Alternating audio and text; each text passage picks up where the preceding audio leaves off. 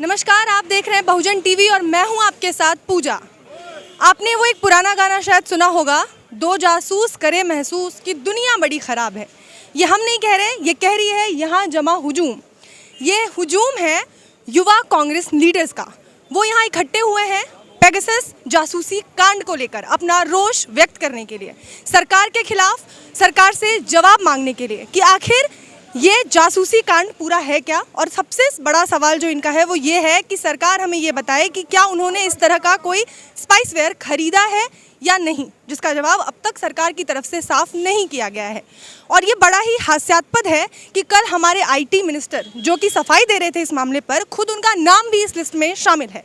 तो इस पर अब इन युवा नेताओं का क्या कहना है सरकार से, क्या मांगे हैं इनकी, क्या सवाल है सरकार से, वो जानने के लिए आज हम इनके बीच मौजूद हैं, इनसे बातें करते हैं और जानते हैं। इस वक्त हमारे साथ रेखा शर्मा जी मौजूद है, महासचिव दिल्ली प्रदेश। तो आइए इनसे इस मामले पर बात करते हैं और जानते हैं। मैडम, ये आज प्रोटेस्ट हुआ युवाओं का, जो युवा कांग्रेस नेता हैं, आप लोगों की क्या मांगे हैं? ये मोदी सरकार है, ये आप लोगों को पता है, ये कोई भी काम नहीं कर रही है। ये जो कर रही है, कभी जासूसी कर रही है। ये किस लिए जासूसी कर रही है, कोई इनसे पूछ के बताएगा कि ये जासूसी करवा किस लिए रही है, इनको किस बात का डर है? क्योंकि सेंटर में तो ये बैठे हुए हैं, तो इनको किसी ऐसी क्या बात खटक रही है कि ये जासूसी करने तक।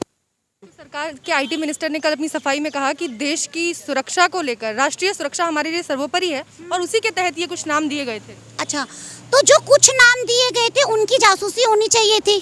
राष्ट्रीय इस टाइम जो हमारा देश है सबसे कमजोर स्थिति में है। उन्होंने महामारी के लिए क्या करा है, उन्होंने जनता के लिए क्या करा है? उन्होंने तो रोजगार का वादा भी किया था कि जनता को रोजगार देंगे। क्या हुआ? कॉलेज वगैरह सब ठप पड़े हैं, बच्चों की पढ़ाई खत्म हो चुकी है।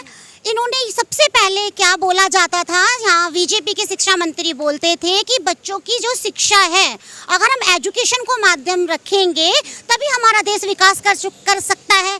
तो अब इनको वो शिक्षा कहाँ चली गई इनकी? अब बच्चे कहाँ पर हैं?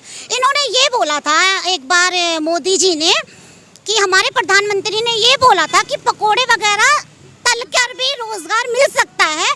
तो पकोड़े किससे तले जाएं? सरसों का तेल भी महंगा, पेट्रोल भी महंगा। तो अब सरसों का तेल, पकोड़े तलने के लिए भी तो सरसों का तेल चाहिए, और क्या नाम है, सिलेंडर भी तो चाहिए। तो ये सरकार क्या कर रही है? जासूसी पहले अपनी करे ना, कि उन्होंने देश के लिए क्या उनके अपने मंत्रियों के भी नाम इस जासूसी की लिस्ट में है। वो करते ही, अपने पार्टी के लोगों पे भरोसा नहीं। अपने पार्टी पे भरोसा नहीं है, उनका षड्यंत्र है। उनको बचा के निकाल लेंगे कि हमने तो अपने मंत्रियों को भी फंसाया है। वो तो उन्होंने योगी जी सरकार के टाइम पे भी करा था। वो ये चीज तो वो शुरू से ही करके आ रही है। वो कहाँ गई स्मृति ईरानी, जो एक रुपया सिलेंडर, ये वो क्या नाम है, ये कांग्रेस टाइम पे वो धरने पर बैठ जाती थी, आज वो कहाँ पर है? आज उसको क्या महिला दिखाई नहीं दे रही है? और मैडम, आपने वैक्सीन लगवाई है? हाँ बिल्कुल। तो आप बाहुबली बन गई। नहीं, मैंने वैक्सीन ऐसा था जो हमारे यहाँ पर फ्री में लगी थी, हमने अपने उसका लिया। कल संसद से नरेंद्र मोदी ने कहा कि आपने अगर वैक्सीन लगा ली है तो आप बाहुबली बन जाएंगे। तो फिर नरेंद्र मोदी ने क्यों नहीं लगवाई? उन्होंने तो लगवा ली है। अच्छा, उन्होंने और उनके मंत्रियों ने भी लगा ली, तब वो जासूसी करने लगे। वैक्सीन करके जासूसी कर रहे हैं। तो उन्हें मतलब अब वो जब जैसे वैक्सीन लगवाई जाएगी वो जासूस बनते जाएंगे, तो वो तो देश का विकास करते जाएंगे। ये तो बहुत अच्छा कर रहे हैं वो जासूसी करके, क्योंकि फिर संसद के बाहर आंसू क्यों निकालते हैं वो? क्यों हमारे राहुल गांधी को बोला नहीं जाता? आप हमें यहाँ पर हमारी बाइट वगैरह ले रहे हैं, क्या आप किसी झुग्गी कॉलोनियों में जाके आप लोग बाइट लेते हो, उन लोगों से पूछते हो वो किस लिए दुखी है? आपको जहाँ पर भी देखो, प्लीज माइंड मत करना, आपको जहाँ पर भी कोई चीज दिखती है, अगर कोई नेता लोग या कोई दिख जाता है, आप उनसे बाइट लेने लगते हैं। कभी आपने उन लोगों से पूछा है जो पूरी तरीके से दुखी हैं, जो पैदल अपने घर गए थे, जो प्रेग्नेंट औरतें पैदल अपने यूपी बिहार गई थी, कभी उनसे पूछा गया आप किस स्थिति में हो? कभी इन्होंने रोजगार, बेरोजगार या शिक्षा के ऊपर किसी टाइम मोदी जी ने अपना टॉपिक दिया है? अगर घिरने लगते हैं तो वो जी राम मंदिर को बीच में लेके आ जाते हैं। ठीक है, अगर वो अब जासूसी में गिर गए तो राष्ट्र से खबर है, राष्ट्र से क्या उनको ये खबर नहीं है कि तुम्हारी जनता भूखी मर रही है? उनको ये चीजें नहीं दिख रही हैं उनको। हाँ, राष्ट्र से खबर इसलिए भी आ सकती है क्योंकि वो विदेश यात्रा बहुत करते हैं। इसलिए उनको राष्ट्रीय से खबर आ सकती है कि उनको विदेश यात्रा में प्रॉब्लम हो रही होगी, नए कपड़े नहीं बन पा रहे होंगे, ये हो सकता है। बहुत बहुत शुक्रिया, आपसे बात करने के लिए। इस वक्त हमारे साथ दिल्ली प्रदेश कांग्रेस यूथ महासचिव मौजूद हैं, उनसे बात करते हैं और जानते हैं कि आज का ये प्रोटेस्ट जो था वो किसके लिए था और उनकी मांगे क्या हैं, सरकार से ये क्या कुछ चाहते हैं।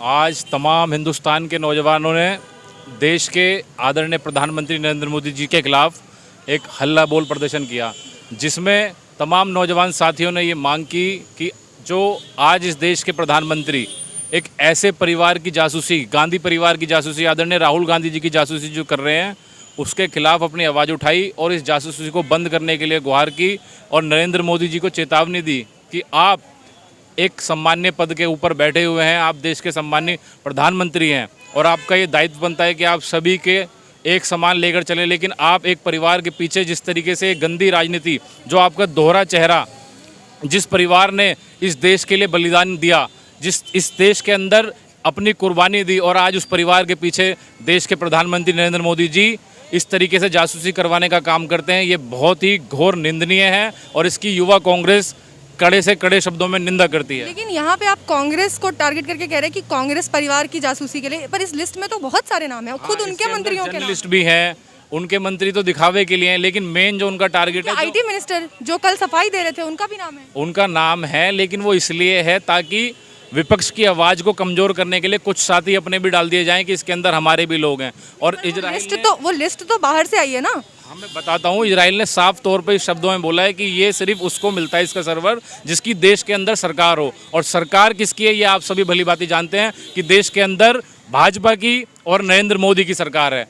और ऐसा काम करना किसी सरकार के लिए, हमारे देश के लिए एक बहुत ही, मैं कहूँ मेरे पास ऐसे शब्द ही नहीं है, इसके लिए हम जितनी निंदा करें वो हमारे लिए शर्मिंदगी का हम काम करते हैं और महसूस करते हैं और नरेंद्र मोदी जी से गुहार करते हैं कि ऐसे गंदे काम करना, ओछे काम करना बंद कीजिए, जिसके लिए हमारे देश की छवि अंतर्राष्ट्रीय देशों के अंदर बदनाम होने से बचे। अच्छा, इस लिस्ट में मीडिया से जुड़े लोग हैं, 40 ऐसे लोग हैं जिनके नाम हैं।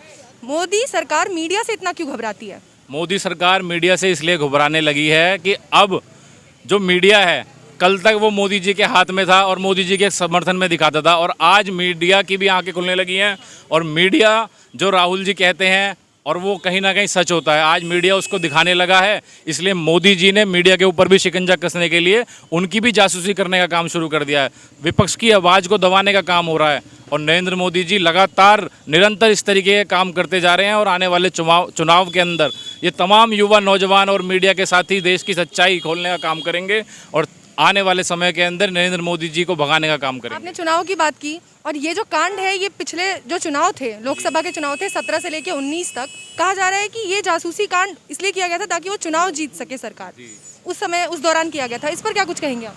इस पर कहने का मेरा बस यही कहना चाहूँगा कि उनको विपक्ष के एजेंडे का, विपक्ष की जो खुफिया जो जानकारियां होती हैं उसका उन्हें पहले से पता लग जाता है, जिसको वो ट्रोल करना शुरू कर देते हैं। इसका इस्तेमाल उन्होंने चुनावों को जीतने के लिए। बिल्कुल एग्जैक्टली, मैं साफ तौर से ये कहना चाहता हूँ कि वो इस तरीके की हरकतें सिर्फ और सिर्फ चुनाव जीतने के लिए करते हैं और वो समझ चुके हैं कि आज इस देश का नौजवान जाग चुका है और किसी तरीके से उसकी आवाज़ को दबाने का काम नरेंद्र मोदी जी जो हमारे देश के प्रधानमंत्री हैं वो लगातार इसको दबाने का काम कर रहे हैं।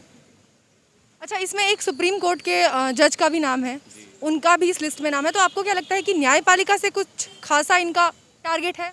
बिल्कुल है जी, कहीं ना कहीं हर वर्ग को दबाने की कोशिश हो रही है, उसके अंदर चाहे राजनेता हो, मीडिया हो या न्यायालय के जज हो, सभी को जो भी विपक्ष की आवाज़ बनेगा उसको दबाने का काम नरेंद्र मोदी जी कर रहे हैं और जो भी इनके खिलाफ बोलता है या जो भी इनके खिलाफ चलता है उसको ये दबाने का काम करते हैं निरंतर। आपका कहना है कि हर वर्ग के लोगों को, हर वर्ग से जो लोग अपनी अपनी प्रतिष्ठित स्थानों पर हैं, उनको दबाने का काम मोदी सरकार कह रही है। बिल्कुल, मैं बिल्कुल खुले रूप से बोलता हूं और समर्थन करता हूं इस बात का आपकी कि नरेंद्र मोदी जी जो भी उनके खिलाफ जो भी आवाज़ बनती है और जो भी आवाज़ उठती है उस आवाज़ को दबाने का काम लगातार भाजपा और नरेंद्र मोदी की सरकार करती रही है और करती है। दोबारा चुनाव है उत्तर प्रदेश में, आप इसको लेकर क्या कहेंगे? चुनाव वैसे अन्य राज्यों में भी है, लेकिन उत्तर प्रदेश का चुनाव खासा महत्व रखता है राजनीति में, उस पर आप क्या कुछ कहना चाहेंगे? उत्तर प्रदेश का चुनाव आपने देख लिया किस तरीके से इन्होंने जिला पंचायत के अंदर बीडीसीयू के ऊपर दबाव बनाकर, ग्राम प्रधानों के ऊपर दबाव बनाकर किस तरीके से इन्होंने अपनी जिला पंचायत के अंदर अपने जिला पंचायत सदस्य बनाए और उनको एक अधिकारी के तौर पे एसडीएम डीएम उन्हें धमकाते हैं, उनसे जबरन साइन कराते हैं, उनके ऊपर नाजायज़ सत्ता का एक नाजायज़ फ़ायदा उठाया जाता है। इसका मतलब है कहीं ना कहीं नरेंद्र मोदी जी और उत्तर प्रदेश के मुख्यमंत्री आदरणीय योगी आदित्यनाथ जी समझ चुके हैं कि उनका भी अब आने वाले समय में उत्तर प्रदेश के अंदर जल्दी से जल्द विदाई होने वाली है। इसीलिए उन्होंने इस तरीके के काम करे हैं और जिला पंचायत को एक सत्ता के दल पर, एक बल पर जिस तरीके से उन्होंने जीता है, और आज उसी आवाज़ को दबाने का काम ये निरंतर इसलिए ही कर रहे हैं कि कहीं ना कहीं हमारा उत्तर प्रदेश से सफाया ना हो जाए, क्योंकि उत्तर प्रदेश एक ऐसा प्रदेश है जहां से पूरे हिंदुस्तान के अंदर एक मैसेज जाना है। और आने वाले समय में 2024 के अंदर जो नरेंद्र मोदी जी का लोकसभा का चुनाव है उसके अंदर भी एक मैसेज जाना है। तो इनका पूरा फोकस उत्तर प्रदेश के यूपी के चुनाव के अंदर है। अभी इस वक्त कांग्रेस जो है, आप देख रहे हैं कि विपक्षी दल लगातार घेर रही है सरकार को। 2 दिन से संसद की कार्रवाई स्थगित। इसमें इस पूरे मामले में आप अपने लीडर, अपने जो राहुल गांधी जी हैं, उनकी भूमिका को कैसे देखते हैं?